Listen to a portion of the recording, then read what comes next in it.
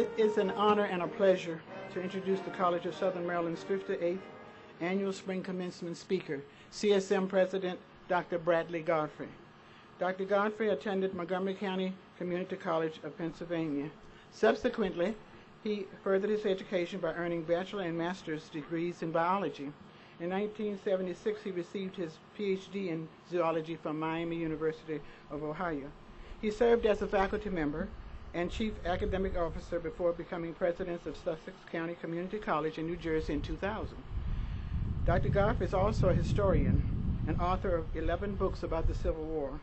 In 2006, Dr. Gottfried was appointed to serve as CSM's fourth president. During his tenure, he has proven to be a visionary, an influential leader, and a community partner. His influence can be seen in the increase of partnerships and articulations, the renovating and expanding of facilities, the creation of institutes that enrich the Southern Maryland communities, and the ability to keep higher education affordable and accessible for the citizens of our region. Much of CSM's success can be attributed to his passion for lifelong learning and his embrace of the college's role in the community. His style of leadership promotes an inclusive environment where everyone is encouraged to have a role in the college's success. Dr. Gottfried has worked tirelessly to provide more accessibility to higher education by enhancing dual enrollment programs for high school students. He has partnered with the public school systems in Calvert, Charles, and St. Mary's counties to better serve students of all ages. Due to the college's focus on student success and completion, there has been a record number of graduates and more than 50 guaranteed articulation agreements to enable students to easily transfer and pursue bachelor degrees after their graduation from CSM. Also, our fourth campus, the regional Hughesville campus, which is centrally located, will ensure equal service, equal proximity, and equal access to high-quality programs that are convenient to all citizens of Southern Maryland. To promote the economic development of the region, Dr. Gottfried constantly engages with the businesses in the community to ascertain their needs in regard to workforce employment.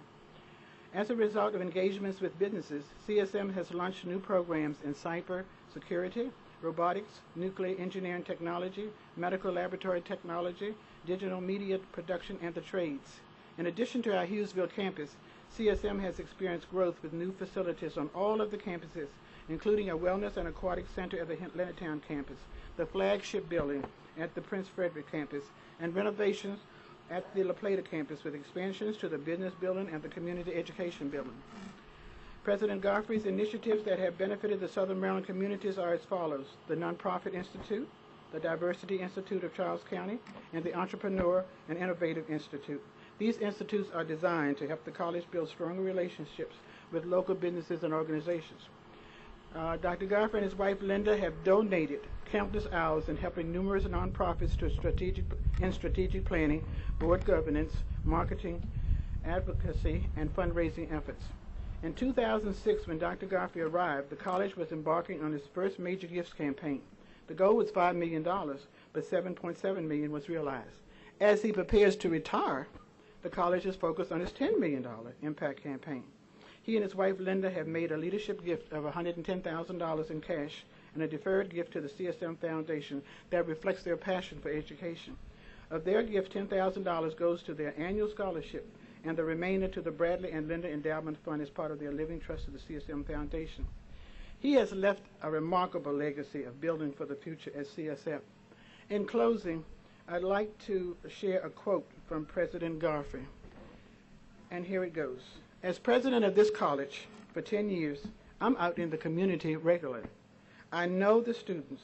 I know what their dreams and aspirations are, and I know so many of them just are not able to get an education. So for Linda and me, it's giving back to the community. It's helping individuals who really want an education to be able to afford an education. You can't take your money with you, so it makes sense to leave a legacy for the college and the community.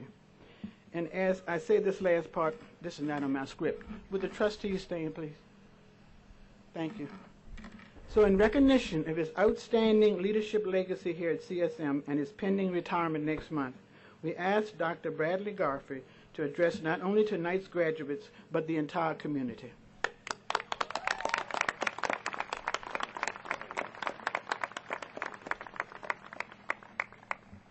Well, one thing I've learned very clearly in 41 years in higher education is the thanks and the recognition goes to everyone at this college. All of our staff, all of our employees, so many people in the community have made the college what it is. I'm just one of many, but thank you for the recognition. It truly has been an honor to serve as the president of the College of Southern Maryland for the past 11 years. And I do want to thank the Board of Trustees for their ongoing support and for giving me the honor of addressing you this evening, our graduates. I have a lot in common with you, the graduates, this evening. Even though I'm at the end of my career, we're both closing the chapter called the CSM years. And as I look forward to retirement, I know that I would truly miss serving our students, our employees, and our community. But as I open a new chapter, it's my hope that I can leave you this evening with some helpful insights to serve as guideposts for your next chapter. And I want to be honest. I've served as an educator for 41 years, and as you can imagine, I've sat through a lot of these commencement speeches. Some of them have been very good, some not so good.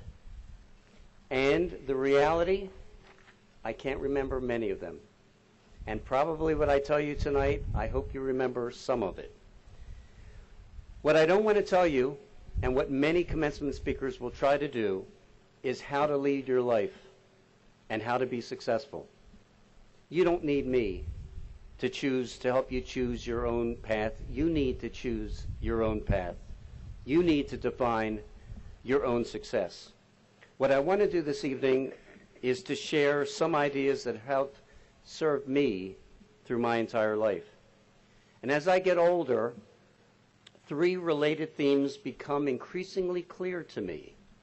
First, live life to its fullest.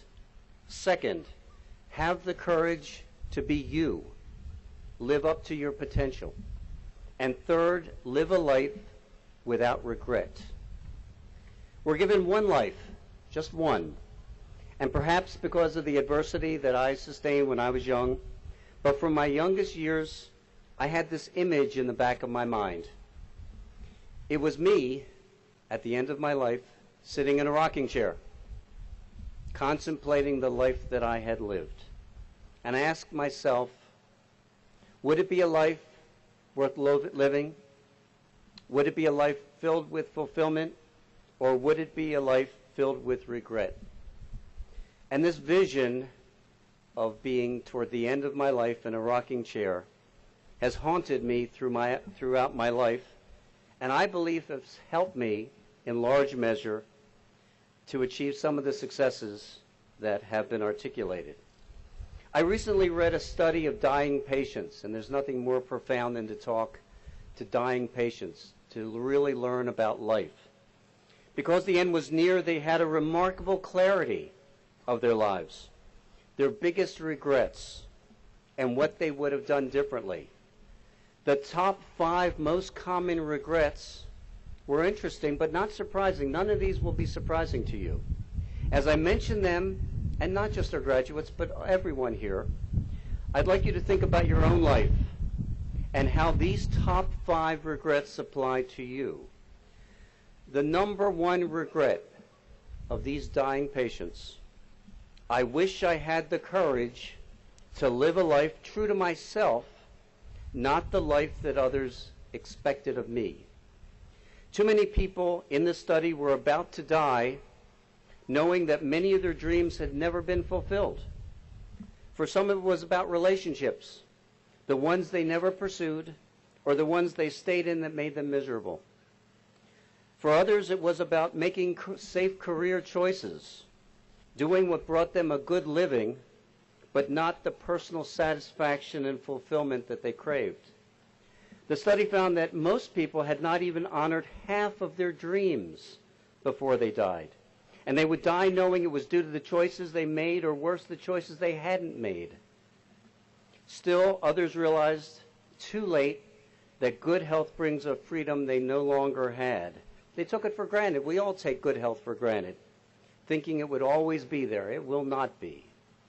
One of the most important messages I have for our graduates and all of us tonight, including myself, is to follow your dreams.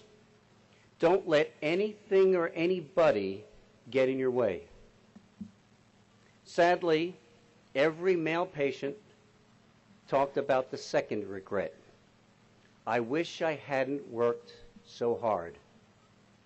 They realized too late that by working so many hours, they missed seeing their children growing up. And they realized that they had not forged the true relationships with their partners and friends that they realized too late was so important.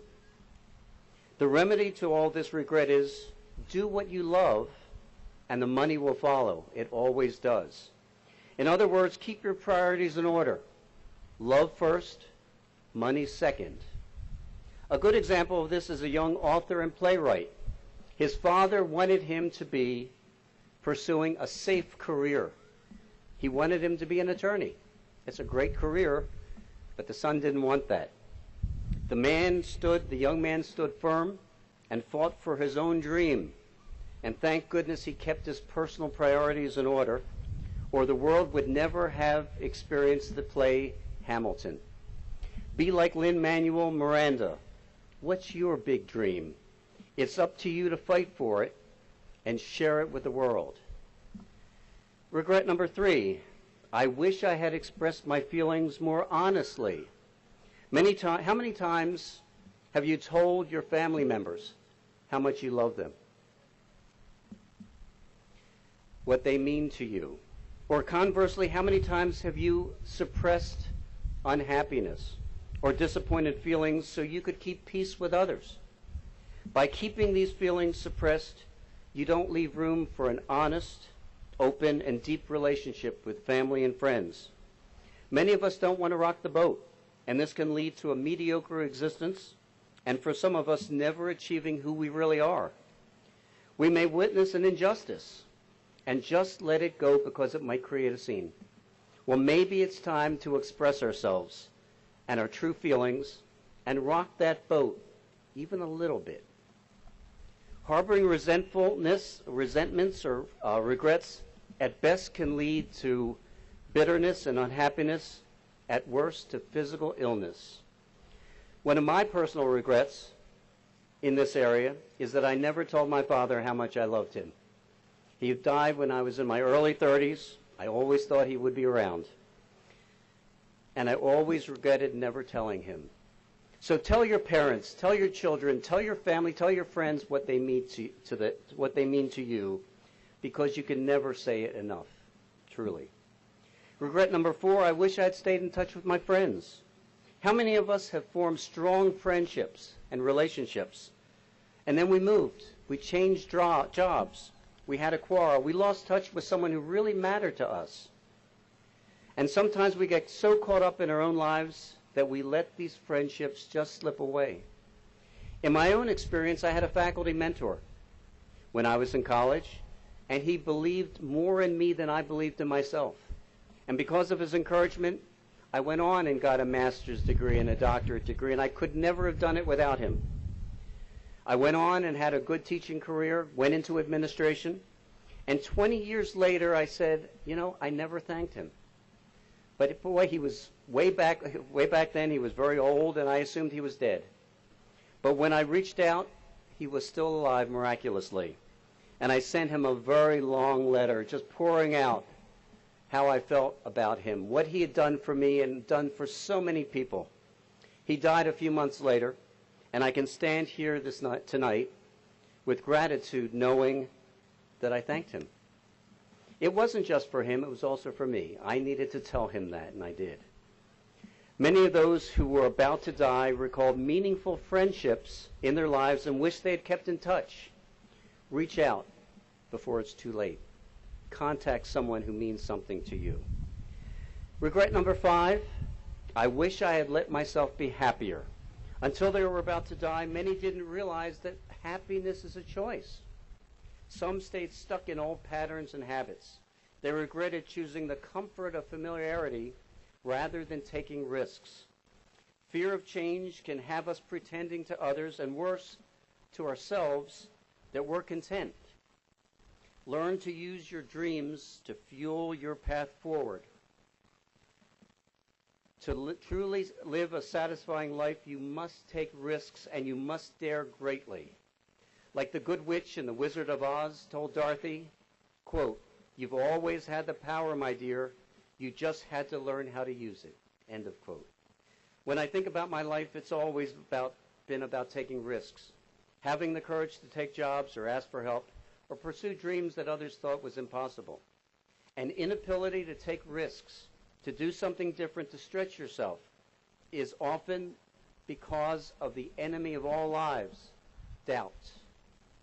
Doubt is like a cancer that grows and snuffs out dreams. If you let it invade your mind, you will lead an unhappy life. For me, my life changed when I finally believed in myself, when I cast away doubt, when I developed the courage to be me. To quote Prince E., most of us are afraid of the thief that comes in the night to steal our things.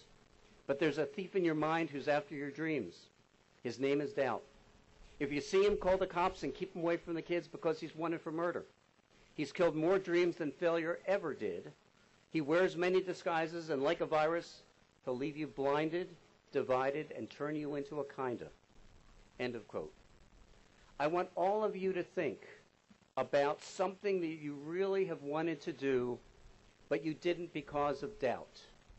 I want you to make a pledge to yourself this evening that within the next week or two, you'll go for it. You'll pull out your dream and cast aside the doubts. None of us want to regret not trying something. I also encourage you to all make a list. What are the things that you want to be able to say that you have accomplished when you're sitting in that rocking chair at the end of your life? Make a pledge to yourself that you will do all you can to live a life worth living. Trust in yourself and have the courage to be the best you. A young philosopher once said, quote, "It's not death most people are afraid of. It's getting to the end of life only to realize that you never truly lived." End of quote. One thing I've always learned, always understood in my life, is we're given just one. I've seen people have lived long lives and regretted what they did or what they didn't do and wish they could have had a do-over. Don't live a kind of life. Dream big. Our lives are meant to be lived fully and completely without regret. We never know how long we'll have, so let's start living a life free of regrets today and every day. Best wishes to all of our graduates. Thank you.